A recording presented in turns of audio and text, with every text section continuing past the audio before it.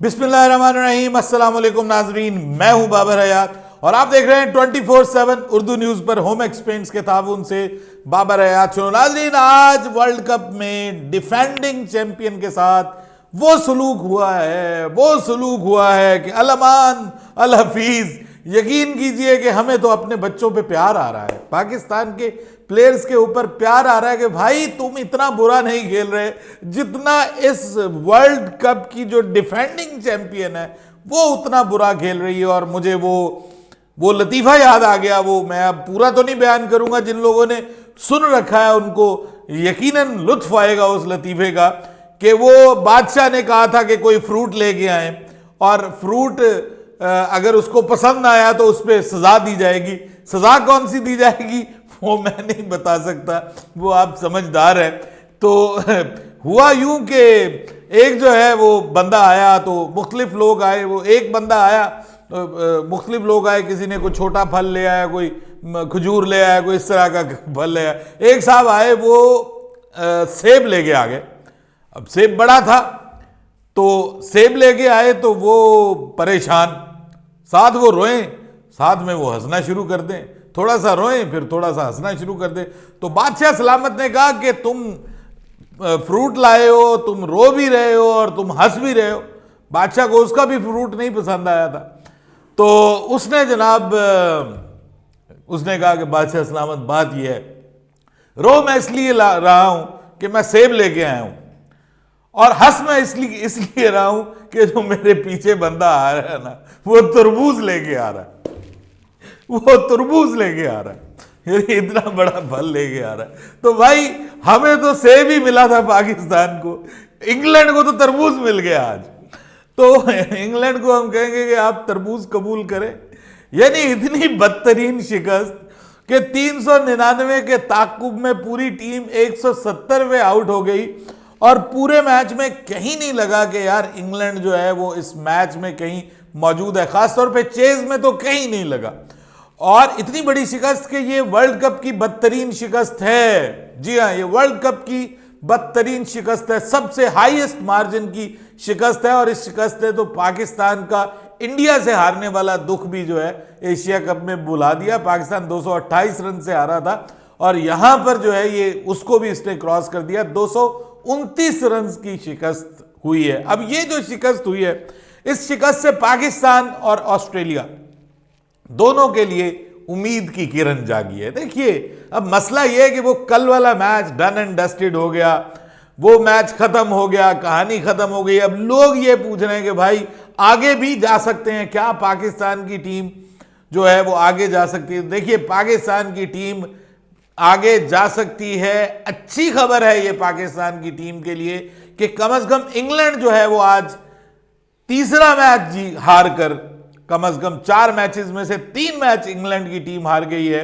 और इस वक्त पॉइंट्स टेबल पे वो 9वें नंबर के ऊपर आ गई है। तो उम्मीद ये की जा रही है कि इससे पाकिस्तान को फायदा हो सकता है। लेकिन अगर पाकिस्तान वो फायदा उठाना चाहे तो वो फायदा उठाने के लिए, यानी अब इंग्लैंड का जो नेट रन रेट है वो काफी ज्यादा माइनस में चला गया और उसको अब एक तो ये है कि अगले सारे मैचेस जीतने पड़ेंगे, और ना सिर्फ जीतने पड़ेंगे बल्कि उसको 5 के 5 मैचेस जीतने पड़ेंगे। और उसके अलावा अगर वो जीत भी जाता है तो तब भी उसको नेट रन रेट के ऊपर रिलाई करना पड़ेगा, क्योंकि ये जो हार है ये बहुत बड़ी हार है।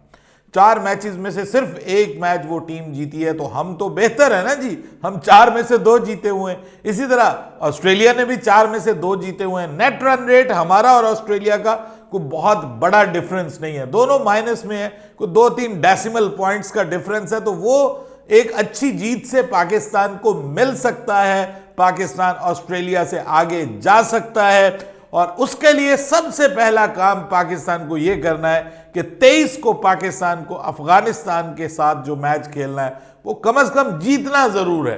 चलिए हम मान लेते हैं वो स्पिन फ्रेंडली ट्रैक है, वहां पे अफगानिस्तान को बहुत मदद मिलने वाली है, उनके पास स्पिनर्स बहुत ज्यादा हैं, सब चीजें अपनी जगह। लेकिन बात यह है कि फिर भी पाकिस्तान को अफगानिस्तान के खिलाफ ये मैच जीतना है। अगर बड़े मार्जिन से, अच्छे मार्जिन से पाकिस्तान की टीम 40-50 रन से भी जीत जाती है तो पाकिस्तान की टीम नेट रन रेट में ऑस्ट्रेलिया से ऊपर हो जाएगी और पाकिस्तान की टीम एक बार फिर नंबर 4 पे आ जाएगी।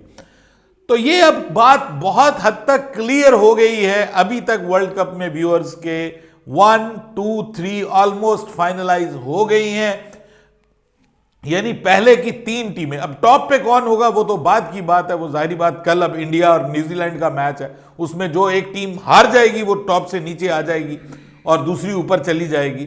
लेकिन ये सिलसिला अभी चलता रहेगा। ये वर्ल्ड कप इतना सीधा होने नहीं जा रहा है। इस वर्ल्ड कप में बहुत सारे ड्रामे होने जा रहे हैं। स्क्रिप्ट राइटर ने बहुत जबरदस्त किस्म का स्क्रिप्ट लिखा हुआ है, तो बहुत सी हैरानकुन चीजें हो सकती हैं अभी भी, ये मैं आपको बता रहा हूं। लेकिन बात यह है कि पाकिस्तान को ये मैच जीतना है। वो जीत के पाकिस्तान एक बार फिर नंबर 4 पे आ सकता है और नेट रन रेट भी इंप्रूव करना है। अभी पाकिस्तान के पास मौका है कि अफगानिस्तान के खिलाफ, बांग्लादेश के खिलाफ नेट रन रेट इंप्रूव कर ले और उसके बाद पाकिस्तान के पास जो है वो सिर्फ एक मौका है, आप कह लीजिए, मैच हारने का, और वो भी सिर्फ उस सूरत में कि आप बहुत क्लोज मार्जिन से हारे हैं, जिससे आपके नेट रन रेट के ऊपर कोई बहुत बड़ा डेफिसिट ना आ जाए, बहुत ज्यादा आप माइनस में ना चले जाएं। पाकिस्तान के पास भी बहुत मुश्किल है इस वक्त। ऑस्ट्रेलिया पाकिस्तान दोनों का एक सा सीन है। ऑस्ट्रेलिया और पाकिस्तान को अपने अगले ऑलमोस्ट सारे मैचेस जीतने हैं। पाकिस्तान के लिए अच्छी खबर यह है कि इंग्लैंड की टीम इस वक्त डाउन एंड आउट है, तो पाकिस्तान अगर बांग्लादेश और अफगानिस्तान को शिकस्त दे देती है पाकिस्तान की टीम, तो इंग्लैंड को सबसे आखिर में पाकिस्तान ने फेस करना है। तो मुमकिन है वो मैच जीतकर पाकिस्तान सेमीफाइनल के लिए क्वालिफाई कर ले। 2 मैचेस और हैं पाकिस्तान के, उन 2 मैचेस में से भी एक मैच पाकिस्तान को मिनिमम जीतना है, साउथ अफ्रीका के खिलाफ, और दूसरा मैच आपका है न्यूजीलैंड के खिलाफ। इन दोनों में से एक मैच आपको जरूर जीतना है। सिर्फ एक मैच का मार्जिन है, असूलन वो भी नहीं होना चाहिए। अगर आप नेट रन रेट के चक्कर से निकलना चाहते हैं तो अगले सारे मैचेस आपको पूरे के पूरे 5 के 5 मैचेस आपको जीतने हैं। लेकिन क्या ये हो सकता है? क्या ये मुमकिन है मेरे भाइयों? ये जो बात है ना, ये इस पे बड़ा क्वेश्चन मार्क है। लेकिन जब तरबूज वाले को देखते हैं तो फिर हिम्मत पैदा होती है, दिल खुश हो जाता है कि भाई पीछे वाला तरबूज लेके आ रहा है, ठीक है, वो एक हौसला पैदा हो जाता है। लेकिन फिर भी मैं ये समझता हूं कि पाकिस्तान को कुछ शर्म करनी चाहिए। अब मतलब पाकिस्तान को कुछ ना कुछ तो बेहतर करने की जरूरत है। और ये जो मतलब शर्म दिलाई है वैसे इमाद वसीम ने बाबर आजम को, बाबर आजम के हवाले से इमाद वसीम ने सीधा साधा, जिसको आप कहते हैं ना, कारी वार किया है बाबर के ऊपर। उसने कहा कि 2019 के वर्ल्ड कप में न्यूजीलैंड के खिलाफ मैच जितवाने के बाद बाबर आजम ने उनके बकौल कोई बड़ा मैच ओडीआई में नहीं जितवाया पाकिस्तान को, कोई बड़ा मैच, ठीक है, कोई दिग्गज किस्म का मैच, कोई बिगर मैच, कोई बहुत क्रूशल मैच। उन्होंने बिल्कुल दुरुस्त बात की है और उन्होंने कहा कि देखिए, कल का जो मैच था पाकिस्तान के लिए बहुत जरूरी था। बाबर आजम का वहां पर आउट होना पाकिस्तान के रन चेज के लिए बहुत बड़ा मसला बना। बहुत सारे लोग कहते हैं उसने कैच छोड़ दिया, पाकिस्तान को भारी पड़ गया, फलां ने ओवर ठीक नहीं किए। मोहम्मद आमिर ने तनकीद की है हारिस रऊफ पे, वैसे बात उसने भी ठीक की है कि भाई पेस बड़ी या भैंस, नहीं, पेस बड़ी या अकल, अकल बड़ी या पेस कहना चाहिए था उनको। अकल बड़ी या भैंस होती है ना, उसने तस्वीर लगा के हारिस रऊफ की, उसको कहा कि अकल बड़ी या पेस।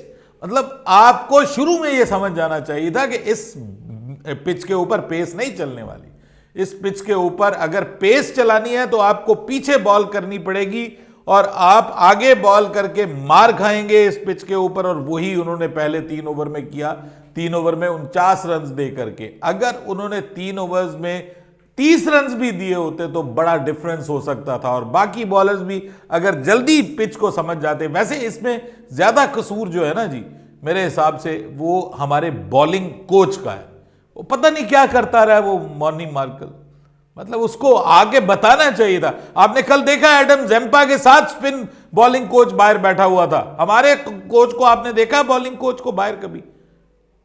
एडम जेम्पा के साथ डैनियल वेटोरी उधर बाउंड्री के ऊपर बैठा हुआ था और वो बार बार उससे मशवरे ले रहा था। और डैनियल वेटोरी पाकिस्तान को हराया असल में, ये मैं आपको बताऊं। डैनियल वेटोरी ने बताया है उसको बार बार कि तुमने किसको किस जगह पे बॉल फेंकनी है। सर ये कोचिंग होती है, ये कोचिंग होती है। ये कोई तरीका नहीं है कि आप जो है वो बैठे रहें, अंदर बैठे रहें और बस उनको बता दें कि जी तुमने ये करना है। आपको मैच के अंदर इन्वॉल्व होना पड़ता है। आपके कौन से बैटिंग कोच आगे इन्वॉल्व होते हैं मैच के अंदर? कौन सा आपका डायरेक्टर टीम जो है वो बस पानी के वक्फे के दरमियान आ जाते हैं? पानी का वक्फा 15वें ओवर में होता है और 15वें ओवर तक उन्होंने 200 के करीब रन बना लिए थे। हमारे हाथ से बॉल निकल चुकी थी, 150 रन बना लिए थे उसने 15वें ओवर में। ठीक है, तो ये बात है कि भाई वो जो सिखाना चाहते हैं ना वो इस तरीके से सिखाते हैं, इस तरीके से बताते हैं। तो बहरहाल बाबर आजम पे उन्होंने कहा कि ये बाबर आजम की जिम्मेदारी थी कि वो ये मैच जितवा के आते। बाबर आजम नंबर 1 बल्लेबाज हैं आईसीसी रैंकिंग में, तो लोग एक्सपेक्ट करते हैं उनसे कि वो टीम को मुश्किल से निकालें, टीम को जितवा के आए। अगर आपने ये काम नहीं करना तो आपका नंबर 1 होना पाकिस्तान के किस काम का है कि आप ऐसे बल्लेबाज हैं कि जो नंबर 1 है आईसीसी की रैंकिंग में?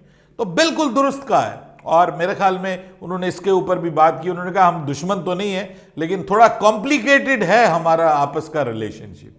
वो मैं आपको बता देता हूं, प्रॉब्लम कैप्टनसी की है, कॉम्प्लिकेटेड यही है। बाबर आजम को खौफ है वो आएगा, वो कैप्टन ना बन जाए, मेरी कप्तानी ना जाती रहे, और वो तो जाती रहनी है। अगर आप वर्ल्ड कप में अब कम बैक नहीं करते तो आपकी कप्तानी तो बढ़ गई, समझ लें, ये कन्फर्म है। ठीक है, बाकी अगर मैं तो कहता हूं कम बैक कर भी जाएं तो कप्तानी बाबर आजम के बस की बात है नहीं।